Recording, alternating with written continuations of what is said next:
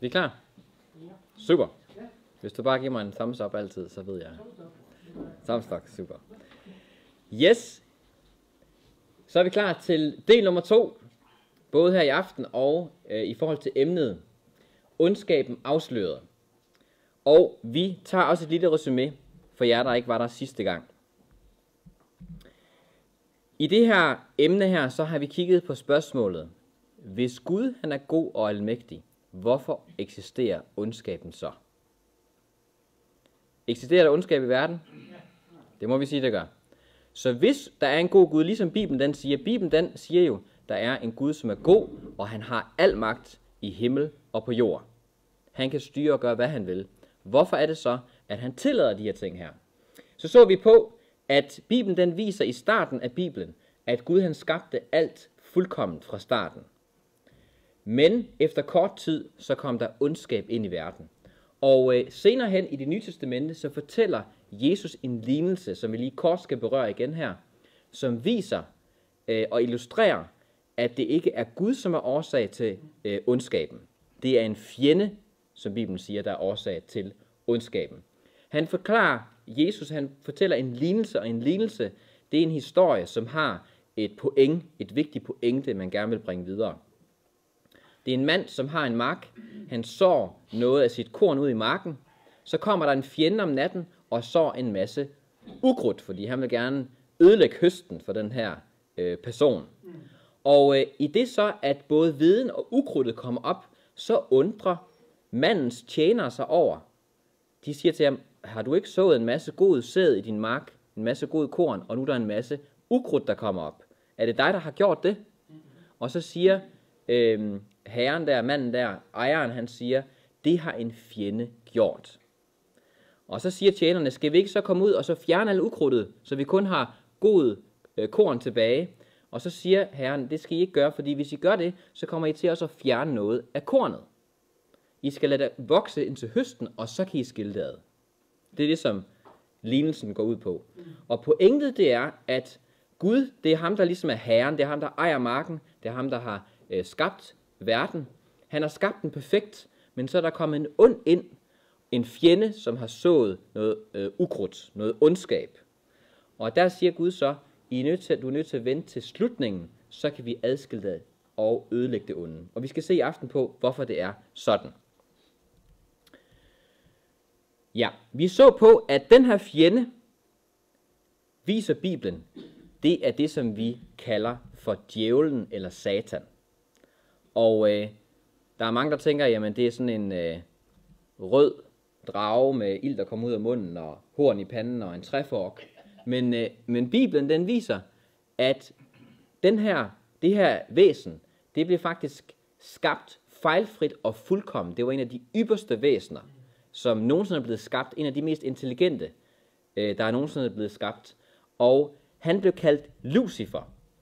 Og Lucifer, han valgte at gøre oprør mod Gud af en eller anden årsag. Vi kan ikke forklare det, men det var hos ham, ondskaben opstod. Og han blev så til djævlen. Og Bibelen den afslører, at det er djævlen, der er årsag til al ondskab på jorden. Og hvorfor valgte Gud så at skabe djævlen? Det gjorde han, fordi at han skabte væsener. De væsener, han har skabt, intelligente væsener, dem han har skabt med en fri vilje. Fordi en fri vilje, det er forudsætning for, at sand kærlighed kan eksistere. Kan I huske det, vi snakker om et ægteskab for eksempel? Hvis min kone var programmeret til at elske mig, så ville det ikke føles det samme som, at hun elskede mig af sin fri vilje. Ikke sandt? Hvis I har et barn, der kommer op og giver et klem og hej far og er glad for, at du kommer hjem. Hvis det barn bare var programmeret til at gøre sådan, så var det ikke så dejligt som, at det gjorde det sin fri vilje. Og det er det samme. Gud han skabte alle sine væsener med en fri vilje, fordi det var det, der var forudsætning for, at sand kærlighed kunne eksistere. Og Lucifer, det var ikke nogen undtagelse. Men han valgte så at bruge sin frie vilje til at gøre oprør mod Gud, fordi han var selvisk. Han ville gerne ophøje sig selv. Han ville gerne tage Guds plads. Ligesom mange mennesker i dag gerne vil. Måske ikke tage Guds plads, men gerne ophøje sig selv. Så hvorfor udslettede Gud så ikke djævlen fra starten? Alt det er resumé. Alt det er noget, vi kiggede på sidste gang, så I lige er up to the beat her. Kan I huske, vi tog eksemplet fra, hvis vi nu siger, at der er en præsident i USA, lad os sige for 200 år siden, som har nogle af sine tætteste rådgivere omkring sig, og en af de her rådgivere pludselig en dag går frem for parlamentet og så siger, præsidenten, han har uler i mosen. Han ønsker ikke det bedste for den her, den her nation. Han er faktisk med til bare at få en masse penge ned i sin egen lomme. Og så siger parlamentet, det er godt nok nogle voldsomme anklager, herr rådgiver. Kan du ikke lige komme nogle beviser for det i morgen? Men det når han aldrig, den her rådgiver, fordi så bliver han dræbt i løbet af natten. Måske er præsidenten, som ikke ville, at tingene skulle komme frem. Ikke sandt? Så hvis det havde været sådan, at i det, at Satan, han gjorde oprør mod Gud og anklagede Gud for en masse ting, hvis Gud bare havde udslettet ham, så havde det ikke gjort en ende på oprøret. Så havde de andre engle enten også blevet utilfreds tænkt, er der noget om det, som Lucifer havde sagt, eller så havde de tjent Gud af frygt, i stedet for af kærlighed til ham. Kan I se det? Så det var derfor, at Gud han kunne ikke udslette Satan med det samme. Han var nødt til at lade Satan udvikle sit oprør. Så det, som vi stadigvæk ikke fik svar på sidste gang, det er, hvorfor er vi blevet en del af det her problem, der skete for lang tid siden, langt før at verden blev skabt? Og hvordan har Gud så planlagt at udrydde det onde og samtidig bevare den fri vilje og den kærlighed, han ønsker, at vi skal have? Så det er det, vi skal se på i dag. Og som vi plejer at gøre, før vi går til skriften, så vil vi lige kort bøje hovederne igen og bede Gud om at være med os til at forstå de her emner her. Så lad os gøre det nu her. Far i himlen, vi takker dig for privilegiet at kunne studere dine ord, som kan vise nogle ting, som ingen anden kundskab kan vise. Hjælp os nu, far, til at forstå de her emner. Og vi takker for din hjælp i Jesu navn. Amen. Super. Så hvorfor er vi blevet en del af problemet? Vi skal læse et vers her fra den sidste bog i det gamle testamente, eller i det nye testamente, den sidste bog i Bibelen, Åbenbaringsbog. Der står her, og der blev krig i himlen. Mikael og hans engle, det var de gode engle og deres ledere, gik i krig med dragen og dens engle tog kampen op. Hvem er dragen? Satan. Ja, dragen er et andet ord for Satan eller fjenden. Så der er krig. Hvor er der krig henne ifølge det her vers her? I himlen. Er det ikke et mærkeligt sted, at der er krig? Vi er sådan set vant til, at der er krig her på jorden. Ikke sandt? Men i himlen. Så der er en slags krig. Der var en konflikt op i himlen på grund af Satan, dragens oprør og hans engle. Han fik en masse engle med på sin side. Så står der her i slutningen af verset, men de kunne ikke stå sig, og de havde ikke længere deres plads i himlen. Så da oprøret blev for stort i himlen, Gud han valgte ikke at udslette den onde, men han kastede ham ud af himlen. Okay? Så står der, den blev styrtet, den store drage, den gamle slange, som hedder djævlen og Satan, og som forfører hele verden, styrtet til jorden, og dens engle blev styrtet ned sammen med den. Okay, her er der en del spændende ting, der bliver lagt frem her. Så vi får at vide her, at den onde her, djævlen, han bliver styrtet. Første spørgsmål, hvor bliver han styrtet hen? Til jorden. Okay, så han var i himlen, han kunne ikke få lov til at være i himlen mere med sine engle, så blev han styrtet til jorden. Hvorfor fik han lov til at blive styrtet til jorden? Det skal vi se lige straks her. Så står der her, han bliver kaldt for 4 ting. En drage, den gamle slange, djævlen og Satan. Kan I se det? Han får ligesom 3 eller 4 navne her, som beskriver, hvem han er. Dragen, det er, kan man sige, et frygteligt væsen på en eller anden måde. Den gamle slange, det skal vi se lige straks på, hvorfor han hedder det. Djævlen, er der nogen af jer, der ved, hvad djævel betyder? Har I nogensinde hørt nogen, de siger, at han er en djævel? Det er ikke et særlig pænt ord at kalde nogen, vel? Men er nogen af jer, der ved, hvad djævel betyder? Djævel, det betyder anklager. Anklager. Specielt en falsk anklager. Det betyder ordet djævel. Så djævlen, han er en falsk anklager. Og hvem er det, han anklager? Han anklager Gud. Og han har falske anklager mod Gud.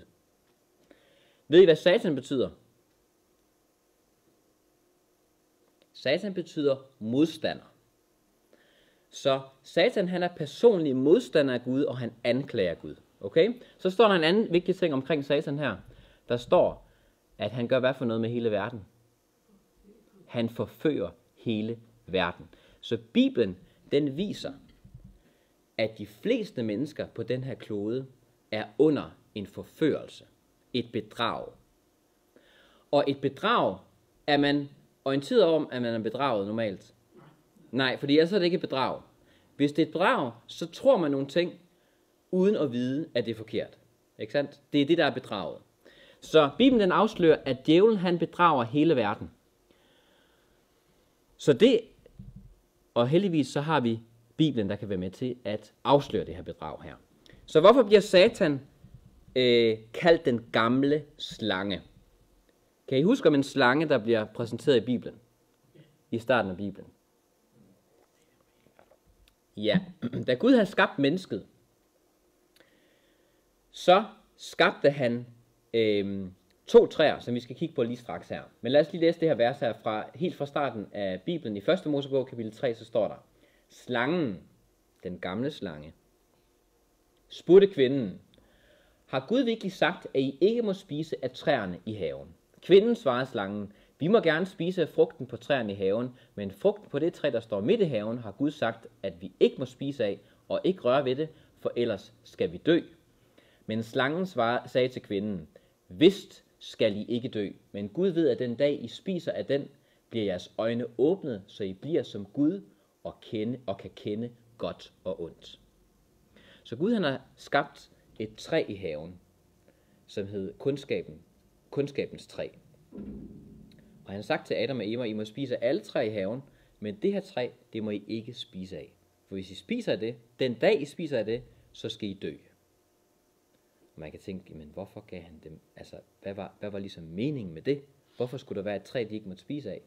Men det er jo ikke sådan, at de skulle dø af sult, de kunne spise af alle andre træer. Men det træ fik de ikke lov til at spise af. Vi kommer ind på lige straks, hvorfor hvorfor Gud gav dem den her test, kan man sige. Og i det Eva snakker med slangen. Slangen, det var jo et dyr, Gud havde skabt. Men den onde, han brugte den her slange som et medium til at bedrage Eva. Og hvad gik bedraget ud på? Bedraget gik ud på at have mistillid til Guds ord. Kan I se det? Gud havde sagt, du må ikke gøre det. Og slangen sagde, du kan bare gøre det. Fordi Gud han ved, hvis I gør det, så kommer der til at ske nogle gode ting med jer. I kommer til at blive ligesom Gud. Gud har sagt, I skal ikke gøre det, ellers så kommer I til at dø. Kan I se det? Der er stor forskel mellem de 2 ting der. Så hvorfor havde Gud skabt det her træ? Prøv at se, hvad der står her i 1. Mosebog kapitel 2, vers 9. Gud Herren lod alle slags træer, der var dejlige at se på og gå ud og spise af, vokse frem af jorden. Og livets træ midt i haven, og træet til kundskab om godt og ondt. Gud Herren gav mennesket den befaling: Du må spise af alle træerne i haven, men træet til kundskab om godt og ondt må du ikke spise af, for den dag du spiser af det, skal du dø. Er det sådan, at der var sådan en gift inde i et æble? Lad os nu sige, det var et æbletræ. Var det sådan, at der var inde i æblet, så var der en masse cyanid, så hvis man tog en bid af det her æble, så ville man falde død om samme dag? Tror I, det var sådan? I overført betydning, ja. I overført betydning, kan man sige, ja. Men det er ikke noget af det, som Bibelen den indikerer. Men hvorfor var det så, at træet det blev givet her? Jeg tror, at grunden til, at Gud han plantede det her træ her, det var fordi, at han gerne ville bevare menneskets frie vilje. For prøv at tænke på, her har vi Adam og Eva. De er skabt på en perfekt klode, en perfekt verden. Alt er harmoni. De har Gud som deres skaber. Hvordan kunne de så vælge Gud fra? Hvis de ikke havde en måde, hvorpå at de kunne sige, jamen, jeg vil ikke følge dig, Gud. Så Gud, han gav dem sådan set alt, hvad de havde behov for, men han ville gerne have, at de bevarer deres frie vilje, og derfor så gav han det her træ, så sagde han, prøv at det her træ, hvis I vil følge mig, så skal I have tillid nok til mig til ikke at spise af det her træ her, for jeg ved, hvad der er bedst for jer. Man kan sige, det er jo en lille ting at tage en frugt, men det viser en stor ting, at man har mistillid til, om Gud han ved, hvad der er det bedste for en. Jeg tror, det var derfor. Det var en meget, meget nem test, de fik. Kan vi godt sige det? Jo. Det var den nemmeste test, man overhovedet kunne få. Her har du 50.000 træer med smuk og dejlig frugt, og lige et træ, du ikke skal spise. Det må være rimelig nemt at undgå og gennemgå den test og klare den test. Så hvorfor var det så, at det var så alvorligt, at de skulle dø for at spise frugten? Har I tænkt på det? Her har vi et billede af en bil. Og den her bil, den har jeg været ude at køre i nogle gange for nyligt. Jeg arbejder jo inde på sygehuset, hvor vi har fælles akutmodtagelser. Så dem, der er allersygest, de bliver indlagt der, så vi kan behandle dem og hjælpe dem til at få det bedre at blive raske igen og komme hjem. Men så er der nogen, der har fundet på en smart idé, og det er, at vi prøver at køre ud til borgerne i stedet for. Dem, som ikke er allersyge, så de skal indlægges akut, men er alligevel for syge til, at egen læge kan klare det helt, så har man lavet det, vi kalder mobil akutmodtagelse. Så i stedet for, at patienten kommer ind til os på sygehuset, så kommer sygehuset i overført betydning ud til dem i den her bil her. Og det er lige startet heroppe fra september her i Esbjerg, og det er faktisk en stor succes indtil videre, hvor vi så kører ud og besøger borgerne og starter behandling op i deres eget hjem her. Og det her, det er jo en elbil, vi har fået. En stor, flot, fed Mercedes. Og normalt så plejer jeg aldrig at køre sådan nogle flotte biler. Så jeg synes, det var lidt spændende at køre den her store, flotte bil her. Men det var en elbil, og den skal jo lades op. Den kan kun køre en vis mængde på en opladning. Og en af mine kollegaer, han fortalte, at her forleden, så var han ude at køre, og han havde så travlt med at køre rundt, og vi kører både til Vejen og til Bramming og til Ribe og forskellige steder. Så da de var ved at være ved slutningen af dagen, da de var ved at køre hjem af, så kunne de se, at de havde meget lidt batteri tilbage. Og de kom helt ned på 2%, før de lige kom ind på parkeringspladsen her for sygehuset. Så de var rimelig lettet over, at de overhovedet kom hjem den aften der. Så, og hvorfor fortæller jeg det her? Jeg fortæller det, fordi at Bibelen den beskriver, at Gud, det er ham, der giver os livet. Det er ham, der opretholder vores liv. Det er ham, der gør, at vores hjerte det slår, vores lunger de trækker vejret, vores nerver de fungerer, at hele kroppen det fungerer. Det er Gud, der giver os det her liv hele tiden. Når vi så vælger at så sige, Gud, jeg vil ikke have noget med dig at gøre, jeg vil gerne adskille mig fra dig, så adskiller vi os fra den, som giver os livet. Og hvad sker der så med os? Så sker der med os det, der skete med den her bil her. Så går vi tør på batteri, kan man sige. Og det er derfor, det er så alvorligt, at man så siger, men Gud, jeg har mistid til dig, jeg vil følge en anden. Og så skiller man sig fra den, som giver livet. Hvad siger du, Pia? Det hedder konsekvenser. Det hedder konsekvenser. Netop. Der er konsekvenser af det her valg her. Ja. Så, Kunne der Per? var der tid til sundhedsmission i det der arbejde der? Det er en slags sundhedsmission. Så der bliver snakket preach og Guds ord? Nej, det gør vi ikke. Det gør vi ikke. Men vi kører ud og hjælper mennesker. Okay. Det gør vi. Ja, det er også noget af det. Det er det. Så, der står i Bibelen, det er jeres synder, der skiller jer fra jeres Gud. Hvad er at synde? Det er at overtræde Guds befaling.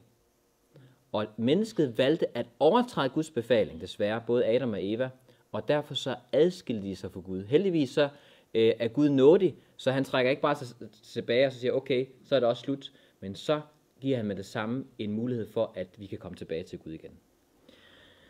Og det er det, vi kalder for eden til eden perspektivet. Hvis man skal give sådan et overblik over, hvad Bibelen den handler om, så kan vi sige, De første 2 kapitler i den her bog her, den handler om, hvordan Gud han skabte en perfekt verden og perfekte mennesker i harmoni med Gud. De 2 sidste kapitler i Bibelen, det handler om, hvordan Gud han har lovet, at vi vil komme tilbage til den tilstand. Alle de mennesker, der er villige til det, kan komme tilbage til den tilstand, hvor Gud han genskaber alt, så alt bliver perfekt igen. Det bliver faktisk også bedre. Og det bliver bedre. Det er nemlig det. Det første kapitel i Bibelen, den handler om, hvordan at synden kom ind i verden. Problemet kom ind i verden. Ondskaben kom ind i verden, fordi mennesket valgte at gøre oprør mod Gud sammen med den onde. Og så havde vi problemet. Og det sidste kapitel i Bibelen, det handler om, hvordan Gud han kommer til at sørge for, at ondskaben forsvinder for altid. Og alt det, der er i midten her, det handler om Guds plan for at lede mennesker tilbage til ham. Det vi kalder frelsesplanen. Okay? Det er eden til eden perspektivet. Der står her i 1. Johannes kapitel 3, vers 8, derfor blev Guds søn åbenbaret for at tilintetgøre djævelens gerninger. Så hvorfor kom Jesus herned på jorden? En af grundene til det, det var, at han gerne ville tilintetgøre djævelens gerninger. Det han er ødelagt hernede på jorden. Der står i Apostlenes Gerning kapitel 10, Jesus færdedes overalt og gjorde godt og helbredte alle, der var under djævelens herredømme. Så står der noget meget interessant i Bibelen. I det nye testament, i 1. Korinther kapitel 4, så står der, vi er blevet et skuespil for verden, for både engle og mennesker. Hvad betyder det? Det betyder, at den her lille klode, grunden til at jeg siger, at den er lille, det er, hvis man kigger det i universets perspektiv, så er vi en meget, meget lille sandkorn i universet. Den her lille klode her, det er den eneste klode, hvor der er oprør mod Gud. Fordi den onde er her, de onde engle er her, og mennesker er her, som i stor andel har gjort oprør mod Gud. Og Gud søger alt, hvad han kan, og hjælpe til, at vi her på jorden kan komme tilbage til Gud. Og derfor så er vi blevet et skuespil for alle andre verdener. Og englene, der kigger ned her, de tænker, kan jeg vide, hvordan det går hernede på jorden? Hvordan kommer Gud til at løse det her problem her? Lige før Jesus han skulle dø, så sagde han sådan her, nu fældes der dom over denne verden. Nu skal denne verdens fyrste jages ud. Og når jeg er blevet ophøjet fra jorden, vil jeg drage alle til mig. Hvad tror I, han mener Jesus, når han siger, når jeg bliver ophøjet fra jorden? Hvilken begivenhed omtaler han? Ja, det står lige bagefter. Det sagde han og betegnede dermed, hvordan han skulle dø. Hvordan døde Jesus? Blev han ophøjet? Han blev ophøjet, men ikke på en specielt dejlig måde. Han blev ophøjet på et kors. Men han siger her, når jeg bliver ophøjet, så vil jeg drage alle mennesker til mig. Med andre ord, det at jeg gør det her, det gør, at mennesker de føler sig draget til mig. Hvad betyder det? Natten før Jesus han skulle dø, så går han ud i en have, det vi kalder Getsemane have, og så siger han sådan her. Han beder til sin far i himlen, min far, hvis det er muligt, så lad dette bæger gå mig forbi. Dog ikke som jeg vil, men som du vil. Hvad betyder det? Hvad er et bæger?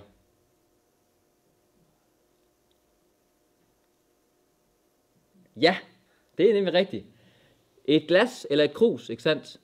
Og det er en talemåde, man bruger i Bibelen, der beskriver en eller anden begivenhed eller svær prøvelse, man skal igennem. Så skal man drikke et bæger, ofte et bittert bæger.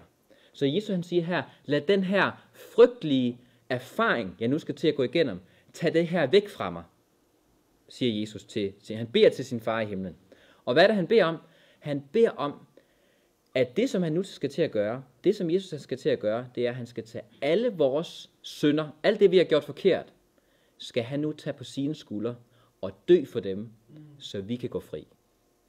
Og det er så frygtelig en erfaring, at han tigger Gud om, at han ikke skal gå igennem det. Men han siger så til sidst, ikke som jeg vil, men som du vil. Han siger, Gud, jeg vil frelse de her mennesker her, men kan du ikke tage det væk, hvis det overhovedet er muligt? Men det var ikke muligt. Jesus han måtte gå igennem det. Og jeg vil gerne lige læse nogle korte citater her fra en bog, som er en af de allerbedste biografier omkring Jesus. Der står her: hele himlen og de syndfri verdener havde været vidne til striden. Så den her indre strid, Jesus havde, da han skulle give sit liv. Med spændt opmærksomhed fulgte de afslutningen. De så frelseren gå ind i Getsemane have. De så hans sjæl knude under rædslen for det dybe mørke. De hørte hans bitre råb: min far, hvis det er muligt, så lad dette bære, gå mig forbi. Den blodige sved trængte sig frem af hans porer og faldt som dråber til jorden. Der står i Bibelen, at Jesus han svedte blod.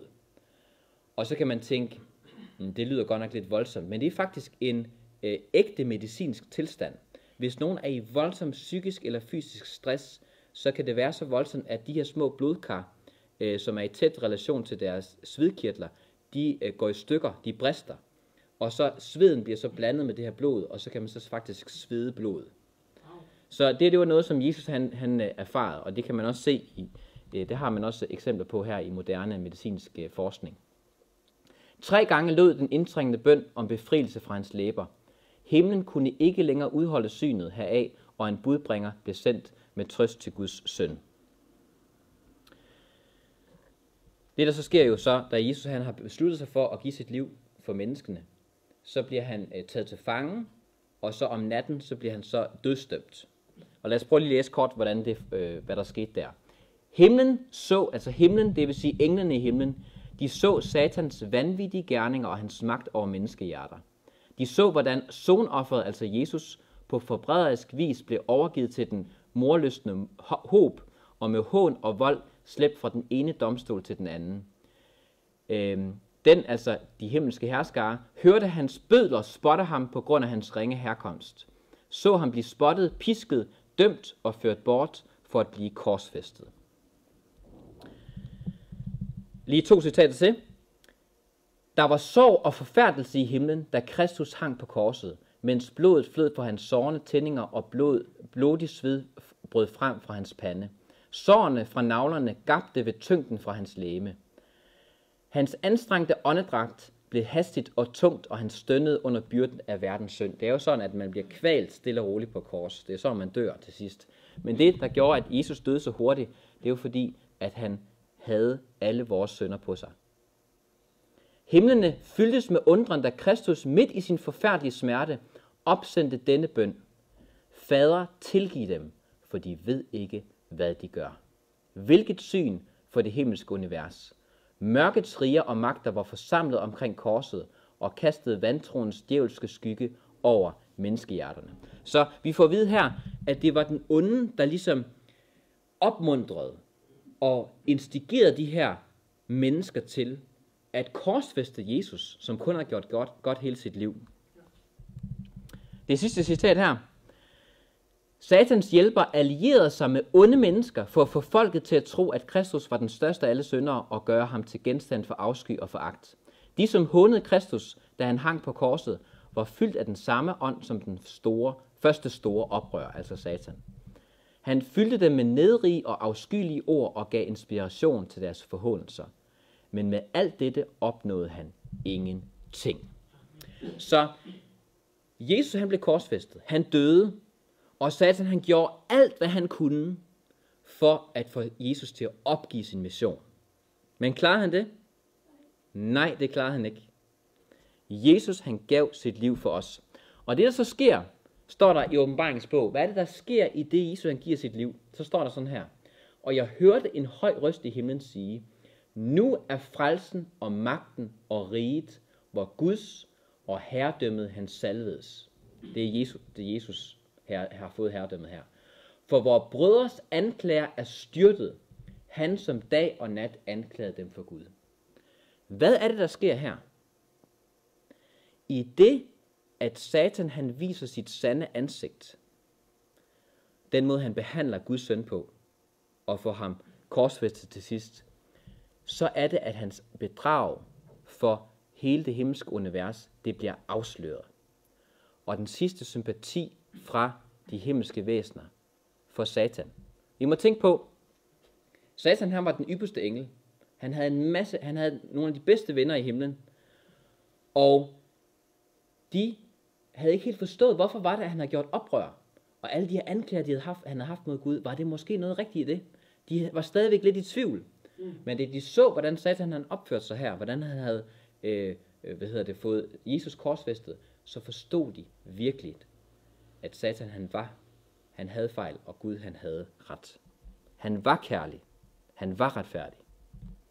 Så står der her, så fryd jer der himle, og I som har bolig i dem, men ved over jorden og havet, for djævlen er kommet ned til jer med stort raseri, fordi han ved, hans tid er kort. Så har Satan en lang tid nu her til at gøre sine ting på jorden? Det kan føles lang tid, men i Bibels perspektiv, så får vi at vide, at han har kun en kort tid. Der kommer en høst, hvor Gud til sidst vil gøre enden på den onde. Men hvorfor har Gud så ikke tilintetgjort Satan ved korset? Det var fordi, at ikke alle Satans anklager mod Gud var blevet besvaret endnu. De anklager kommer vi til at kigge mere på i fremtidige foredrag. Og de er nødt til at blive besvaret, før at Gud kan udslette den onde og al ondskab. Og universets evige sikkerhed afhænger af, at de her svar de bliver givet. Og vi har en afgørende del i den her kamp. Yes, det skal vi kigge på meget mere i fremtidige foredrag her. Men Gud har lovet, vi skal bare lige læse 2 vers på det. Gud har lovet, at han vil gøre ende på al ondskab. Prøv at se, hvad der står her. Nu tager vi fra de sidste 2 kapitler i åbenbaringen. Der står her, og jeg så en ny himmel og en ny jord. Så Gud han kommer til at sørge for, at den her jord, det kan godt være, at den går nedenom og hjem med global warming og alt det her naturkatastrofer, men Gud kommer til at genskabe den her jord. Det har han lovet. Han har skabt den første gang, nu har menneskerne ødelagt den, og han vil genskabe den. For den første himmel og den første jord forsvandt, og havet fandtes ikke mere, og jeg hørte en høj røst fra tronen sige, nu er Guds bolig hos menneskene. Det vil sige, Gud og menneskene er igen blevet forenet. Han vil bo hos dem, og de skal være hans folk, og Gud vil selv være hos dem. Han vil tørre hver tårer af deres øjne. Døden skal ikke være mere, ej heller sorg, ej heller skrig, ej heller pine skal være mere, til det, der var før, er forsvundet. Og han, der sidder på tronen, sagde, se, jeg gør alting nyt. Og han sagde, skriv, for disse ord er troværdige og sande. Så det var vigtigt, at han skrev det her. Det her, det er sandt. Selvom vi næsten ikke kan tro det, så kommer det her til at ske. Så jeg vil afslutte med et spørgsmål til dig. Hvem ønsker du at tjene? Satans herredømme eller Jesu herredømme? Lad os lige se på, hvad Satan han sagde. Satan han sagde ved sig selv, jeg vil stige op til himlen, højt over Guds tjenere rejser jeg min trone. Jeg tager sæde på bjerget, hvor guderne samles i det øverste nord. Jeg stiger op over skybankerne, jeg gør mig lig med den højeste. Så hvad ønsker Satan? Han ønsker at ophøje sig selv. Kan I godt se det? Han er egoistisk. Det er hans herredømme. Hvad med Jesus? Der står om Jesus, han som havde Guds skikkelse, regnede det ikke for rov at være lige med Gud. Så Jesus han var Gud, men han gav afkald på det og tog en tjeners skikkelse på at blive mennesker lig. Han kom herned og blev ydmyg som os mennesker. Han tjente os mennesker. Da han var trådt frem som et menneske, ydmygede han sig selv og blev lydig indtil døden. Ja, døden på et kors. Så Satan, hvad ønsker han? Han ønsker at ophøje sig selv. Jesus, hvad gør han? Han ydmyger sig selv. Han tjener andre. Han viser sin kærlighed med gerninger. Så står der, hvad kommer til at ske med Satan? Det er endeligt, der kommer til at ske med Satan. Men jeg lod ild strømme ud fra dig, og den fortærede dig, og jeg gjorde dig til aske på jorden for øjnene af alle, der så dig. Og alle blandt folkene, som kender dig, gyser over dig. Du er blevet en rædsel, du er borte for evigt. Så hvad kommer der til at ske med Satan til sidst? Han bliver udslettet. Hvad med Jesus? Derfor har Gud højt ophøjet ham og skænket ham navnet over alle navne, for at i Jesu navn hver knæ skal bøje sig i himlen og på jorden og under jorden, og hver tunge bekende, Jesus Kristus er Herre til Gud Faders ære. Så når vi mennesker, det er det samme princip for os mennesker, når vi mennesker er villige til at tjene andre og være ydmyge, der er det, at Gud, han vil ophøje os. Og den, der har været allermest ydmyg, det er Jesus, og derfor så kommer han til at blive allermest ophøjet. Og mit spørgsmål til dig, det er, hvem vil du tjene? Vi har altså et valg, er det ikke rigtigt? Vi har vores frivillige, og hver dag så vælger vi, hvem vi vil tjene. Og vi kan gøre ligesom den onde, vi kan sige, jamen, jeg vil gerne leve for at rage til mig selv, ophøje mig selv, fremme mig selv, og følge den onde som herre, eller vi kan sige, jeg ønsker at følge Kristus. Han skal være min herre. Der står i Bibelen, den der har synden, har livet. Den der ikke har synden, har ikke livet.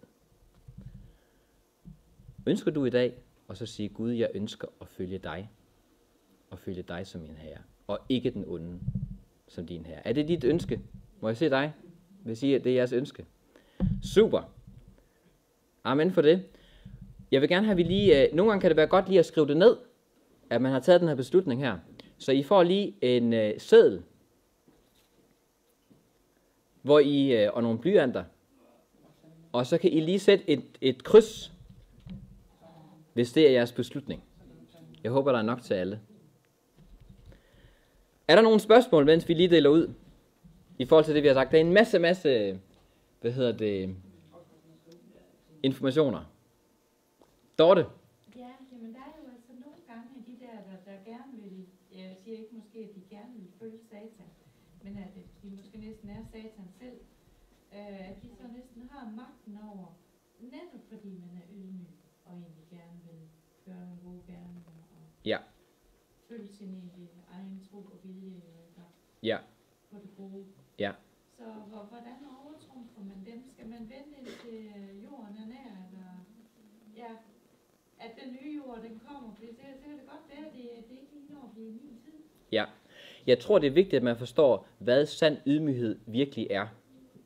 Fordi Jesus, han var jo ikke bare folks dørmåtter, som alle kunne komme og træde på. Jesus, han talte jo sandheden. Og han irettesatte også dem, der gjorde det forkerte. Så at være ydmyg, det betyder bare, at man ikke prøver at ophøje sig selv, og ligesom fremme sig selv, og fremføre sig selv, men man arbejder for andres bedste. Og man er også villig til at lytte til andre, og blive, kan man sige, ikke bare tænke, at man har alle svarene selv. Så man skal også forstå, ligesom, hvad sand ydmyghed er. Jamen, hvordan får man så, hvis man kalder det sådan, de andre til også at være bare lydhøre? Jamen man kan, Selvom man animerer på alle mulige... man kan gøre alt det, man kan. Altså, folk har jo en fri vilje, og det er vi jo nødt til at respektere. Hvis de har taget et valg, og vi i vores øjne et forkert valg, så er vi nødt til at alligevel respektere det, at de har taget det valg. Og det kan ikke i sidste ende overtrumfe, fordi at det er nærmest det, jeg tænker på, der behøver kun at være nærmest én Satan, eller Hitler, eller Stalin, eller Lenin, eller Ja. whatever, som der også er nu, Ja. til at næsten kan overtrumfe en hel befolkning. Ja, men jeg vil sige, Bibelen den afslører, at kærlighedens magt er stærkere end ondskabens magt. Så det kan godt være, at det ser ud som om, at hvis der bare er én, så kan han ødelægge alt, men det passer ikke. En, som har en god indflydelse og har et godt eksempel, kan gøre en kæmpe forskel og har en stærkere magt end den ondskab, som er her i verden her. Det tror jeg, vi ser i dag. I dag så er nu ved jeg ikke, nu skal jeg passe på, hvad jeg siger, men der er en kæmpe stor gruppe, som vælger at gøre det, der er forkert. Men så er der måske en minoritet, der gør det rigtigt, og de har en kæmpe stor påvirkning, som, kan man sige, på oftest tager overhånd. Og sådan er det også i en familie. En person, som gør det rigtige, kan have en kæmpe god indflydelse på resten, som måske har valgt nogle ting, der er i en forkert retning. Så man kan blive overordnet, og det er derfor, man har brug for Guds hjælp, og få kraft fra ham til at være det gode eksempel. Det har man. Ja. Men det kan lade sig gøre med hans hjælp. De her sedler, I har skrevet under, hvis I, der må I meget gerne lægge dem på bordet herude, når I går. Så andre spørgsmål?